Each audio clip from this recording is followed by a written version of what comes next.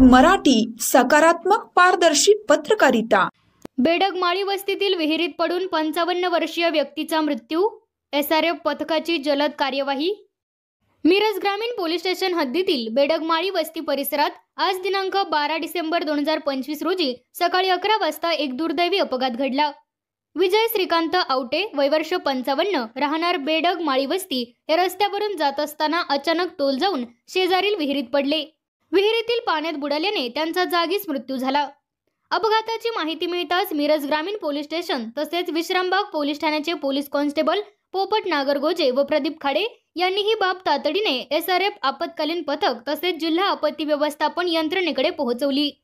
माहिती मिळताच special rescue फोर्सचे पथक काही मिनिटातच घटनास्थळी दाखल झाले।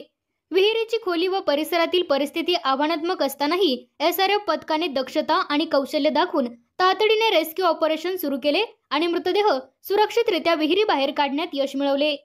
मृतदेह पुढील वैद्यकीय तपासणीसाठी मिरज शासकीय रुग्णालयात पाठवण्यात आला असून या घटनेचा पुढील तपास मिरज ग्रामीण पोलीस स्टेशन करत आहे। या रेस्क्यू मध्ये एसआरएफ आपत्कालीन पथकाचे कमांडर कैलास वडर तसेच जवान आसिफ मकानदार, आकाश कोलप, सागर जाधव, महेश गव्हाणे इत्यादींनी विशेष सहभाग घेतला।